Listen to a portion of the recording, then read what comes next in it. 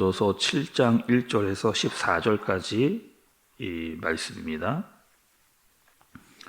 좋은 이름이 좋은 기름보다 낫고 죽는 날이 출생하는 날보다 나으며 초상집에 가는 것이 잔치집에 가는 것보다 나으니 모든 사람의 끝이 이와 같이 됨이라.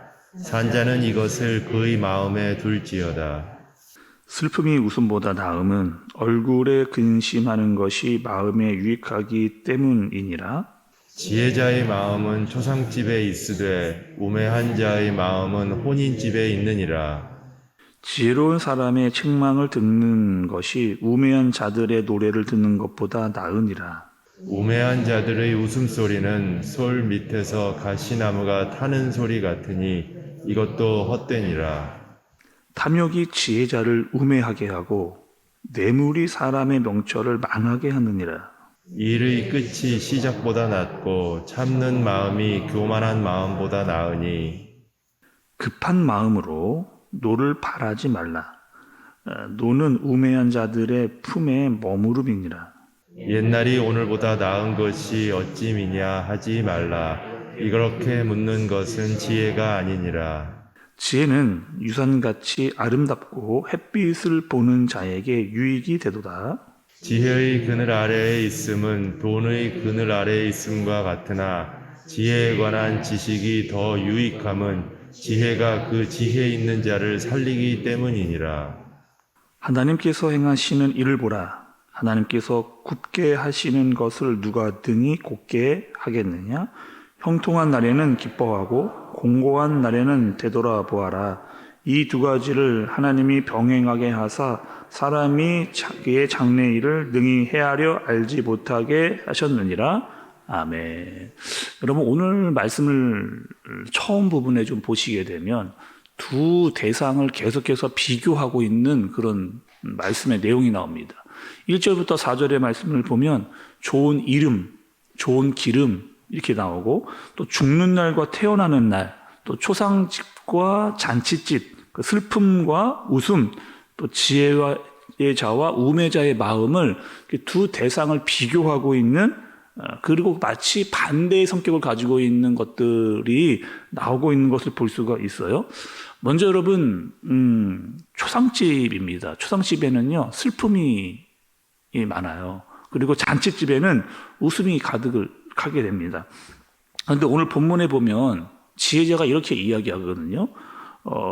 잔치집보다는 초상집에 있는 것이 낫다. 이렇게 이야기를 합니다. 여러분, 이 이야기를 왜 지혜자가 이야기를 할까요? 잔치집보다는 초상집에 가는 것이 낫다. 이 이야기를 지혜자가 왜 우리에게 여러분 해줄까요? 뭐 인생을 진중하게 살아야 된다. 그리고 인생이라고 하는 것이 즐거움보다는 슬픔이 많은 것이다. 뭐 이런 것을 이야기하려고 여러분 하는 것인가? 왜 지혜자는 초상집으로 가라. 두 가지 잔치집과 초상집을 비교하면서 이렇게 이야기를 하고 있을까? 의도가 있고요, 뜻이 있습니다. 그 이유는 무엇이냐?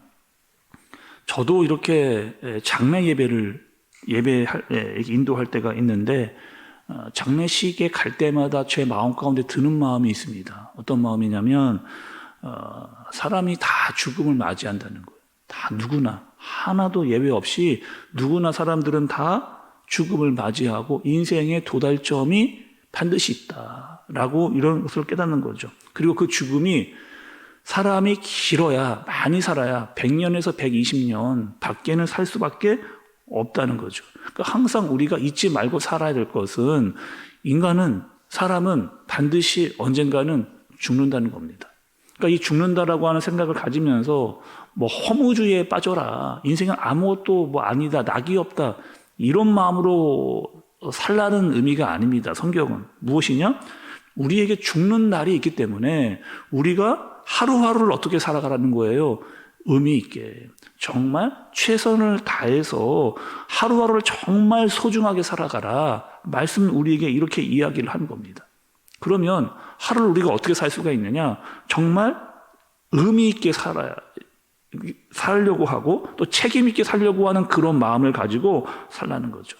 우리에게 주어진 시간들을 그냥 흘려보내지 말고 살아라 라고 지혜자는 우리에게 알려주는 겁니다. 잔치집에 가면 여러분 어때요? 그냥 먹고 마시고 즐겁고 뭐 기쁜 것으로 끝이 납니다. 그러나 초상집에 가면 한 번쯤 우리가 생각을 한단 말이에요. 어떤 삶이요? 인생의 의미는 무엇인가 자신을 좀 돌아보게 되면서 나는 잘 지금 살아가고 있는가 이런 것들, 그리고 내가 살아온 시간도 생각하게 되고 살아갈 날들도 한 번쯤은 생각을 하게 된다는 거죠. 그 초상집이나 장례식에 갈 때마다. 그러니 어떻게 하라는 거예요? 잔치집보다는 초상집에 가는 것이 너희에게 더 많은 것을 생각하게 하고 의미를 얻게 되게 되어진다. 이 얘기를 해주고 있는 겁니다. 뭐 그렇다고 여러분 늘 초상집이나 장례집만 찾아다녀라. 이 얘기가 여러분 아닌 거죠. 잔치집도 가야 되고 초상집도 가야 됩니다. 그러나 초상집, 이 장례식에 갈 때 우리에게 더 많은 의미를 깨닫게 되어진다. 이 사실을 알려주시는 겁니다. 여러분 5절의 말씀도 좀 보겠습니다. 5절이요. 지혜로운 사람의 책망을 듣는 것이 우매한 자들의 노래를 듣는 것보다 나으니라 이렇게 이야기합니다. 여기서 여러분 지혜로운 사람의 책망을 듣는 것, 그래서 책망은요 여러분 꾸지람입니다. 꾸지람이고 또 우매자의 노래, 여기서 여러분 이 우매자의 노래는 그냥 흥얼거리는 그런 노래가 아니라 뜻이 무엇이냐면 악인들의 거짓된 위로입니다. 악인들의 거짓된 위로. 한마디로 더 짧게 이야기하면 아첨을 이야기하고 있어요. 아첨. 그러니까 여러분 우리도 살아가다 보면 책망보다는 어떤 칭찬, 위로, 격려를 듣는 것이 더 좋습니다. 사람들은 다 그것을 다 듣기를 좋아한다는 말이죠. 또 그런 것들이 필요할 때가 있습니다. 이분이 참 어렵고 힘들 때 위로하고 격려하고 또 칭찬해 주는 말이 필요할 때가 있거든요. 근데 중요한 것은 그런 말들이 혹여나 거짓된 위로, 또 그 사람들에게 진심 어리지 않는 말, 또 아첨, 이런 것을 할 때에는 너희가 잘 분별해서 들을 필요가 있다는 겁니다. 그런 얘기를 들으면 자신을 객관화시키지 못하기 때문에, 그런 이야기를, 그 아첨이라고 하는 얘기를 계속 들으면 내 자신을 내가 제대로 볼 수 없기 때문에, 그러다 보면 내가 망하는 길에 빠지기 때문에 너희가 분별할 필요가 있다, 이렇게 이야기를 하는 거죠. 성경을 보면 여러분 책망을 듣지 않다가 망하는 사람들, 정말 그에게 필요한 말을 이야기해 줬는데 그것을 제대로 듣지 않은 사람들이 망하는 경우를 성경에서 발견하게 됩니다.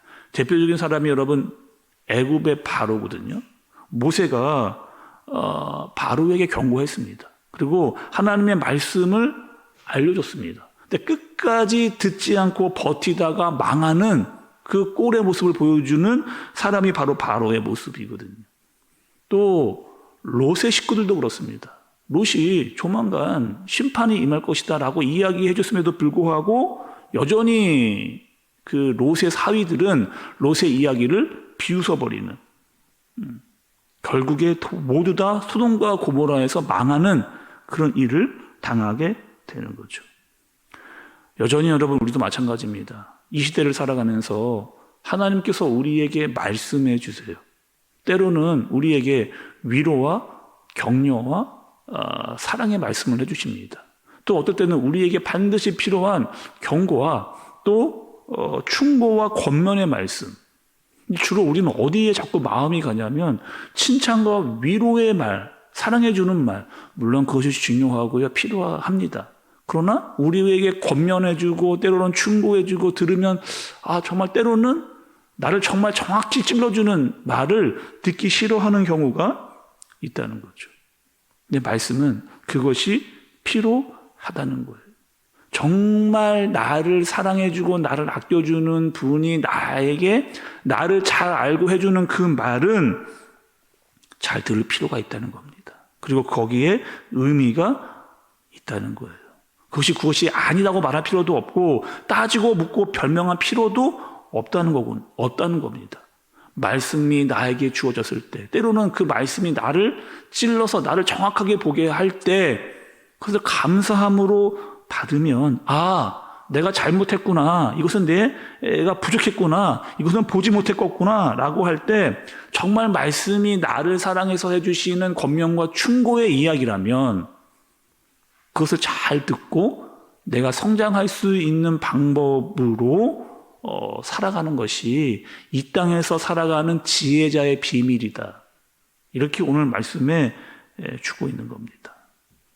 오늘 말씀 여러분 좀 정리를 해볼게요. 두 가지입니다. 첫 번째는 지혜로운 자는 잔치집보다는 초상집에 가는 것을 더 의미 있게 여긴다는 겁니다. 그리고 자신의 인생을 그곳에서 돌아보게 되는 거죠. 그리고 하나님 앞에서 겸허해지는 자신을 발견하게 되는 겁니다. 그리고 인생의 의미에 대해서 늘 생각하게 되는 거죠. 또 지혜자는 나에게 아첨해 주거나 또 진솔하지 않는 말을 듣는 것보다 책망과 꾸지람을 듣는 것을 더 낫게 여긴다. 이것을 어떻게 한다는 거예요? 자신을 성장시킬 수 있는 방법으로 이끌어간다. 이렇게 이야기를 하는 겁니다.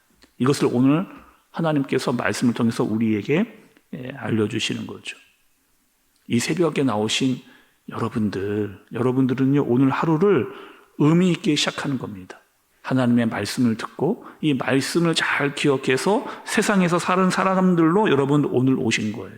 그리고 오늘 하루를 의미 있게, 그리고 또 이 오늘 말씀을 잘 들으면서 오늘 하루를 주어진 시간 속에서 어떻게 살아갈지를 잘 계획하고 무엇보다 하나님의 말씀을 붙잡고 살아갈 수 있는 인생의 의미와 자신을 성장시킬 수 있는 하루로 여러분 살 수 있는 저와 여러분들 되어지시길 예수님의 이름으로 축복합니다.